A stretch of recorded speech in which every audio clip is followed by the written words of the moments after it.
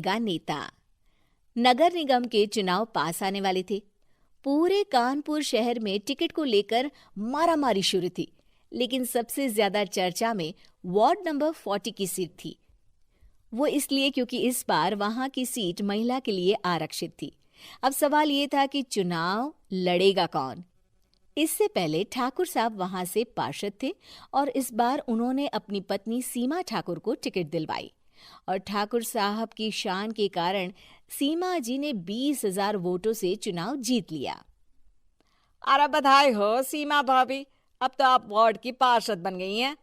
अब तो हमारे काम आप ही करवाएंगी। अरे ये तो सिर्फ नाम की पार्षद बनी है, वो तो महिला सीट आ गई, वरना पार्षद तो मुझे ही बनना था। अब भले ही चेहरा इसका होगा, लेकिन पावर तो मेरी ही होगी। अरे वाह भाई साहब, क्या दिमाग लगाया है आपने भी। आइए आप लोग, खाना लगा दिया है सबके लिए। सीमा जी पार्षद बन चुकी थीं, फिर भी उनकी एक ना चलती। सारे काम ठाकुर साहब खुद ही संभाल लेते और जहां जरूरत पड़ती वहां सीमा जी का अंगूठा लगवा लेते। सीमा जी ज्यादा पढ़ी लिखी भी नहीं थी। एक दिन ठाकुर साहब और सीमा एक प्रोग्राम में जाते हैं।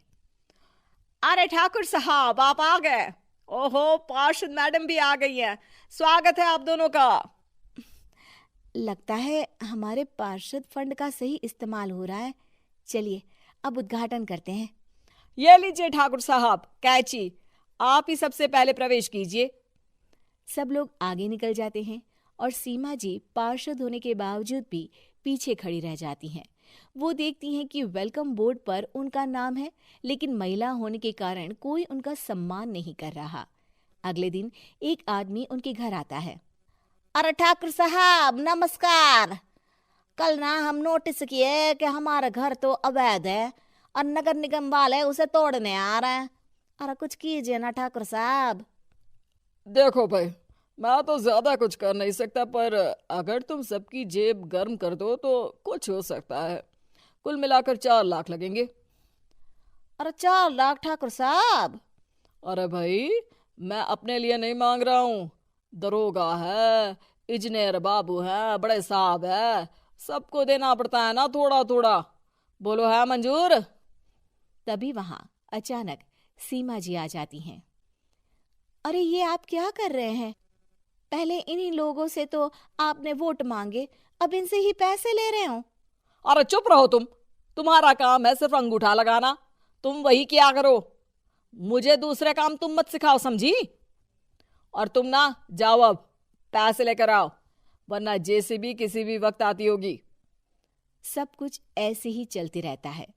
एक दिन सीमा जी और ठाकुर साहब को एक लोकल मीटिंग में बुलाया जाता है। वहां पर कई और अधिकारी लोग भी मौजूद रहते हैं। अब मैं चाहूंगा कि ठाकुर साहब हमारे बीच 2 शब्द कहें। मेरे प्यारे भाइयों और बहनों, आज मेरा सौभाग्य है कि मैं आप सबकी सेवा दिन रात कर पा रहा हूँ। आपने मेरी पत्नी को भारी मतों से जिताया है, इसलिए मैं आप सभी का शुक्रगुजार हूँ। मैं आप सबसे वादा करता हूँ कि हमेशा की तरह हमारे वार्ड में किसी को कोई तकलीफ नहीं आने दूंगा। सभी लोग तालियां बजाने लगते हैं। अब मैं माननीय पार्षद मैडम को स्टेज पे बुलाना चाहूंगा। अपने नाम को बुलाया सुनकर सीमा जी एकदम चौंक जाती है। उन्हें बिल्कुल उम्मीद नहीं थी कि इतनी बड़ी जगह उन्हें मंच पर बुलाया जाएगा। जैसे तैसे वो मंच पर चढ़ती हैं। ऊपर जाते ही सीमा जी को सारी पुरानी बातें याद आ जाती हैं कि किस तरह उनके पति उन्हें कभी भी आगे बढ़ने नहीं देते और उनके नाम से गलत काम करते हैं। वो बोलने लगती हैं, मैं आपके वार्ड की पार्षद सीमा हूं। आप में से बहुत कम लोग ही मुझे जानते होंगे, क्योंकि इससे पहले मुझे कभी ऐसा मौका ही नहीं मिला। सारे मौके मेरे पार्षद पति यानी आपके ठाकुर साहब ही लेते रहे, लेकिन आज ये मौका मुझे मिला है तो मैं इसे ऐसे ही नहीं जाने दूंगी। मैं आपको ये बताना चाहती हूँ कि आपके ठाकुर साहब मेरे नाम की आड़ में गैर कानूनी काम करते हैं, जिस पर अंगूठों के निशान मेरे होते थे। इसीलिए मैं अपनी गलती मानती हूँ और आज अपने पद से इस्तीफा देती हूँ, ताकि आगे से कोई गलत काम ना हो पाए। अब फैसला आप सबके हाथ में है कि आप हमें क्या सजा देना चाहते हैं।